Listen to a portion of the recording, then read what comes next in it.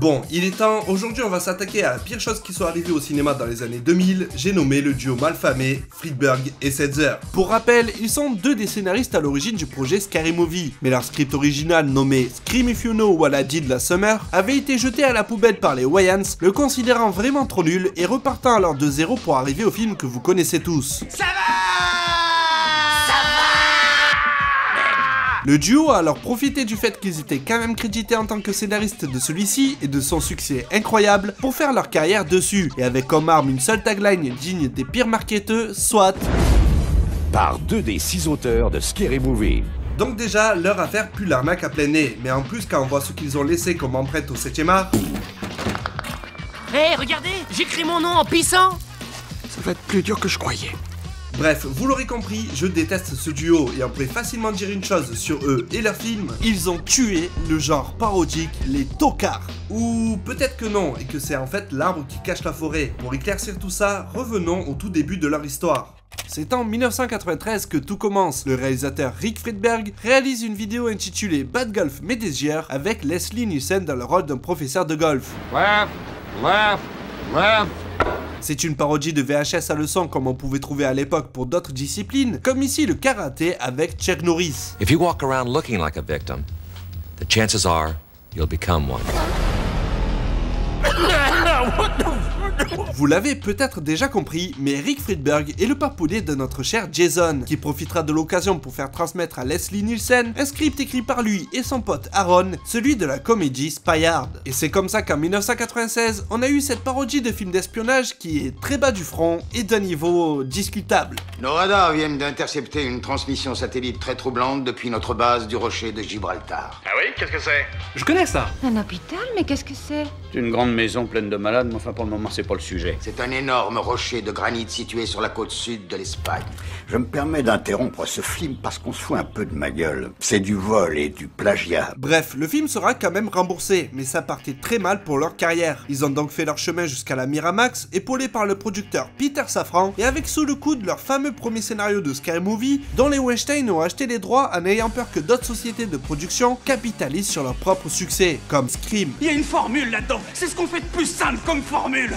Tout le monde est suspect. Et c'est comme ça qu'ils se sont retrouvés crédités au générique d'un film devenu culte. Et jusqu'à aujourd'hui, ils sont encore présentés comme deux des scénaristes de Scary Movie, ce qui a le don de m'horripiler, car ce n'est techniquement pas la réalité. Old manager who used to work at Gold Miller. After Don't Be a Menace came out, he was like, "What are you working on?" "I want to make fun of screams." And he's like, "Oh, that's a fucking excellent idea." This motherfucker, he leaves Gold Miller 3 months later. He fucking took my idea and gave it to those fucking dudes. And they were writing my idea at the same time as I was writing fucking Scary Movie. The crew that said that they wrote Scary Movie, but they never went on the fucking set with us. They don't even know where we shot it. I have no idea. Friedberg and Seltzer, who did Vampire Sucks, Narnia shit. Look, that's their shit. Now, we did Don't Be a Menace, Scary Movie, I'ma Get You Suckered. Does it look like we stole their shit? C'est en 2006 que le duo commencera à foutre vraiment la merde dans le genre parodique, avec Date Movie. Et dès les premières minutes du film, c'est juste horrible. Les boules! Les boules! Les boules! On peut y voir la pauvre Alison Hannigan maquillée en personne obèse et apparemment si laide qu'elle pousse les hommes qui croisent son chemin à se tirer un clou en pleine tête. Déjà là, vous pouvez voir le niveau d'humour de ces deux tocards. Le film a commencé il y a même pas 5 minutes et leur humour c'est déjà oh lol, elle est grosse. Date Movie est un amalgame de plusieurs comédies romantiques comme Hitch ou Mon beau-père et moi. Je vais t'avoir à l'œil. Mais aussi Le Seigneur des Anneaux, Pimp My Ride ou Star Wars. Parce que nique la logique, tant que c'est populaire, ça passe. Un peu comme le travail de David Zucker, dis donc. Je pourrais parler des heures de Date Movie en expliquant en quoi chaque vanne est catastrophique. Comme celle-ci où pour exprimer leur amour, nos deux protagonistes se mettent à tabasser un SDF. Ou encore celle-ci qui reprend le gag du chat qui va aux toilettes comme dans Mon beau-père et moi. C'est Jinxers. C'est déjà moyennement drôle, tout dépend du niveau de votre humour. Perso, ça pourrait être mon délire, l'épée c'est rigolo. Mais pas pendant 1 minute et 17 secondes, putain! À ce niveau-là, c'est pas long, c'est juste interminable. S'il te plaît, film, fais quelque chose! Maman! Si tu vomis, vomi là-dedans. Bref, on va pas s'attarder sur celui-là parce que je devrais répéter sans cesse les mêmes arguments tout le long de la vidéo. C'est juste méchant et bas du front tout le temps. Mais s'il faut enfoncer le clou dans le cercueil, ben j'ai juste envie de vous montrer cette scène. Je veux qu'elle soit heureuse, je veux le meilleur pour elle. Mais des fois j'ai envie de...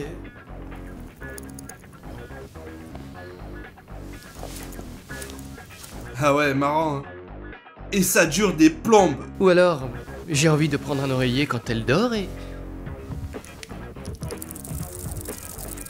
Bref, ça dure 1h13 et c'est quand même hyper long. Ça finit sur une ultime parodie de King Kong avec oh putain du blackface et bordel de merde, c'est que leur premier film. Go fuck yourself. Yeah. I don't give a shit. How's that sound? And fuck Really? off too. I think that was important. But who are you saying that to? To the critics who attack us and our commentary. Ils sont bien conscients que leur film pue la merde et on dirait qu'ils ne voulaient même pas le faire. Ils ont juste pris leur chèque et hop, voilà votre caca fumant.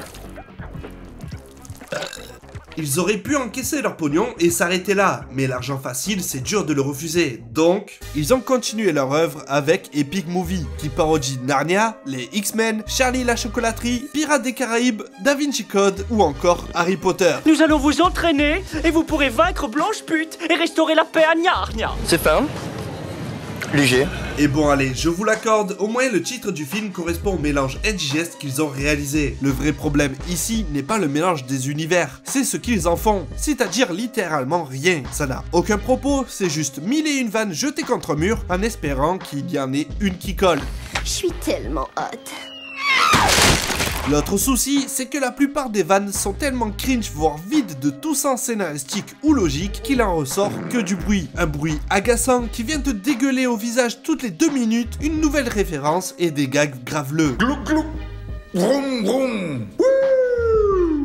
Malgré que ces deux films soient littéralement bâchés par les critiques cinéma professionnels, mais aussi le public, ben les longs métrages sont rentables. Date Movie n'a coûté que 20 millions de dollars, soit le même budget que Scary Movie, mais en a rapporté 85 dans le monde. Idem pour Epic Movie, qui avec le même budget en a rapporté 87. Ils sont d'ailleurs produits par la société Regency Enterprise, qui a été fondée par un homme assez spécial. Arnon Milchan a une histoire vraiment folle. Il a produit un peu plus de 130 films, dont de véritables chefs-d'œuvre comme Il était une fois en Amérique, Brazil, Hit ou encore Fight Club. Il est interdit de parler du Fight Club. C'est un entrepreneur ayant des relations très fortes avec de grands noms du cinéma comme Martin Scorsese, Robert De Niro ou encore Oliver Stone. C'est d'ailleurs grâce à ses choix de production et de business avec la Warner et la 20th Century Fox qui distribuent les films Date Movie et Epic Movie au passage qu'il deviendra milliardaire. Mais en plus de ça, il est aussi un espion israélien ayant contribué à obtenir de l'uranium pour le programme nucléaire d'Israël. Everybody looked to me like a James Bond. I remember some point I had asked Arnon about that. I was curious, but not in an accusatory way. I just wanted to know. And he said, yeah, I did. I'm Israeli. That's my country.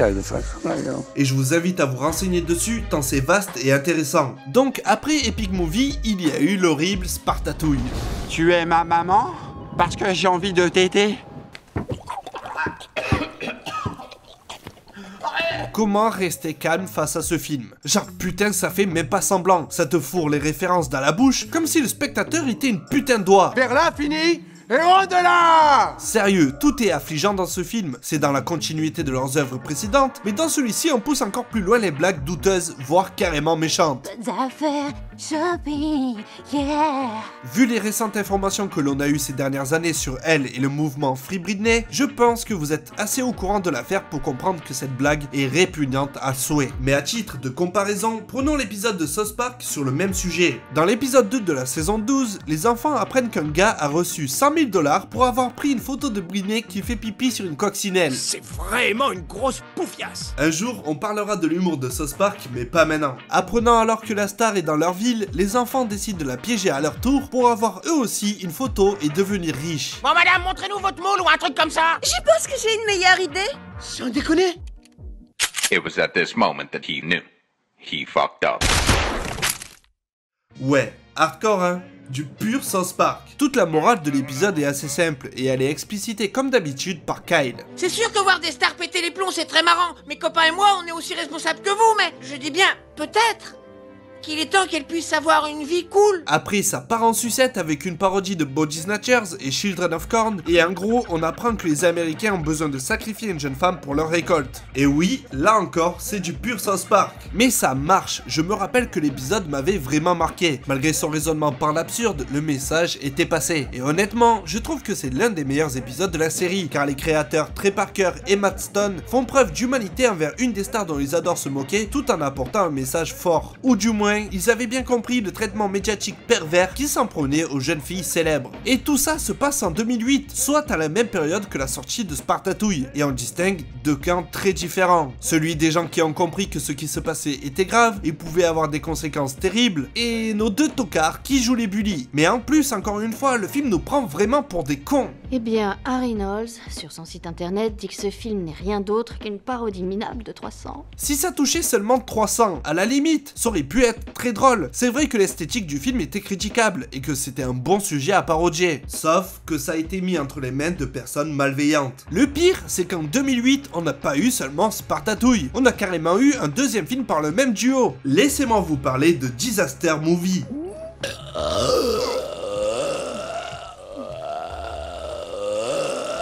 Ah putain, et t'arrêtes de couper les ongles. Ce film est encore plus exécrable. Ça enchaîne les références aléatoires comme si c'était un putain de loto à licence, et au bout d'un quart d'heure, on a droit à 4 putains de minutes tirées de High School Musical avec cette vanne accidentellement drôle. Je me suis envoyé en l'air, un noir du bayou qui ressemblait à Kanye.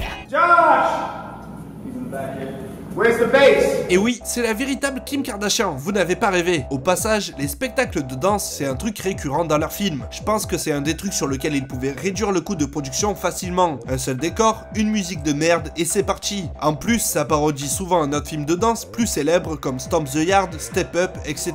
Et bref, c'est affligeant tellement ça ne sert strictement à rien, juste à rajouter des minutes à leur long métrage. Alors que vous avez Dance Movie, avec et deux Damien Dante Wayans, mais surtout le trio original de Scary Movie au scénario. Voilà, c'est cadeau, foncez là-dessus. Essuie tes larmes, ça coule. C'est pas des larmes, maman.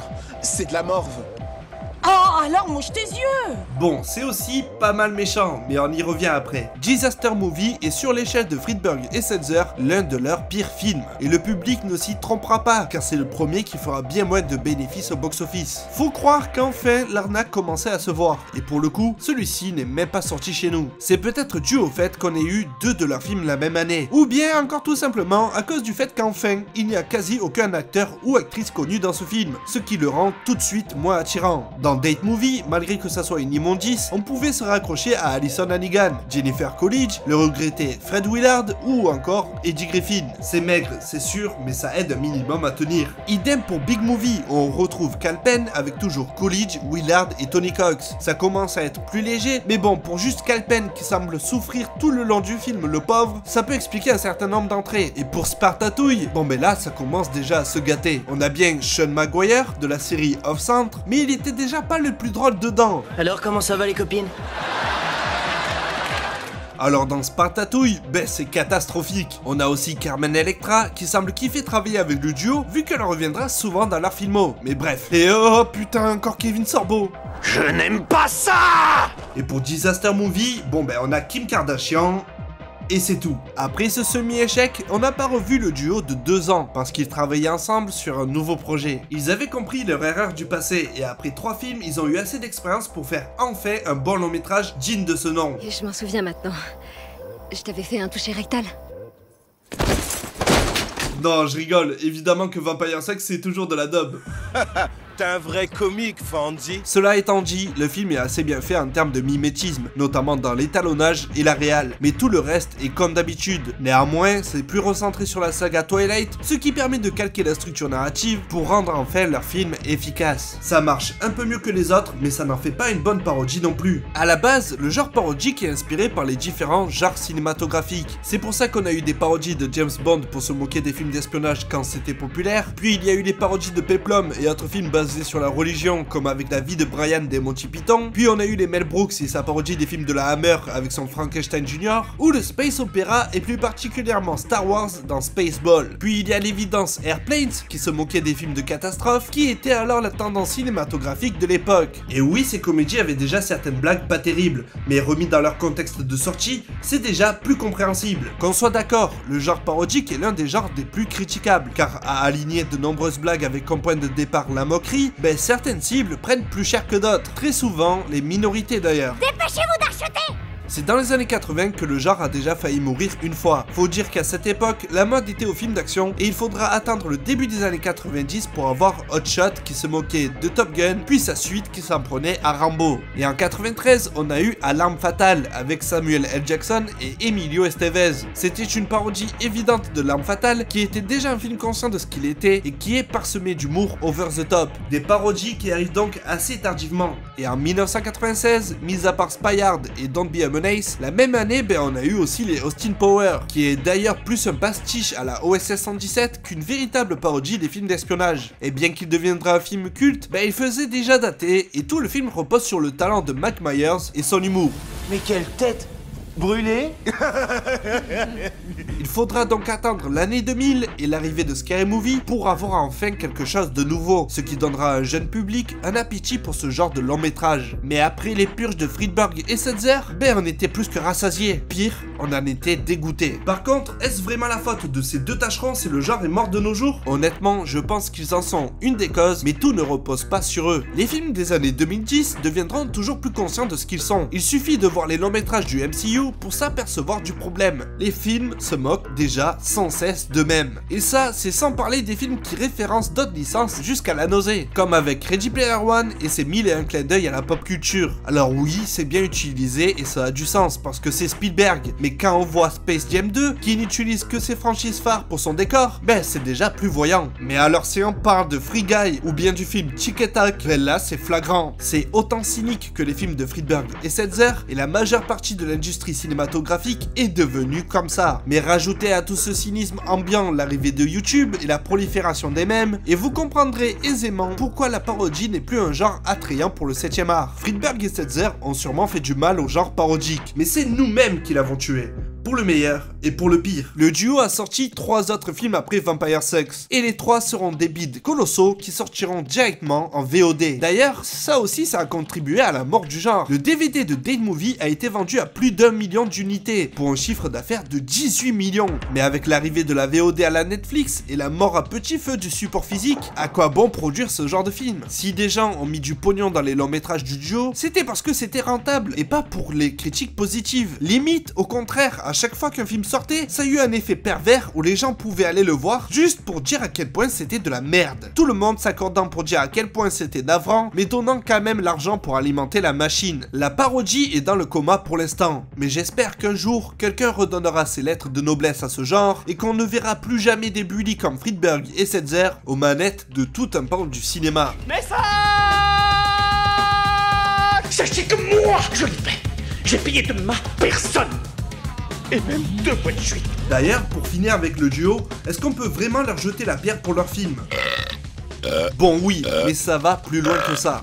Il faut savoir que le duo a écrit un script qui s'est arraché au début des années 2000, notamment par un acteur que vous connaissez tous, l'iconique Nicolas Cage. C'était censé être un biopic dramatique sur la vie du pianiste Liberace, et à en croire les bruits de l'internet de l'époque, les compères étaient bien entourés sur le projet et c'était parti pour être un magnifique biopic. Mais le projet a coulé, le duo a accepté de faire Date Movie et la suite, vous la connaissez. Donc vous voyez, c'est pas tant que c'était 2 connards tout court, c'est plus compliqué que ça. Et vous savez quoi? C'est même pas les pires personnes du genre parodique. Mais je laisse ça à l'équipe de Spoof Talk, un podcast que vous pouvez retrouver sur vos plateformes préférées et qui est spécialisé dans le genre. En conclusion, c'est un sujet vaste qui fait ressortir à quel point le monde du cinéma, notamment à Hollywood, est impitoyable. La carrière du duo est complètement morte, et à raison, mais est-ce que vraiment c'était que de leur faute ou celle d'une industrie à la recherche de profits rapides? Je vous laisse décider par vous-même. Quant à moi, je vous donne rendez-vous pour ma prochaine vidéo qui reviendra sur la saga American Pie. C'était Ace Modé,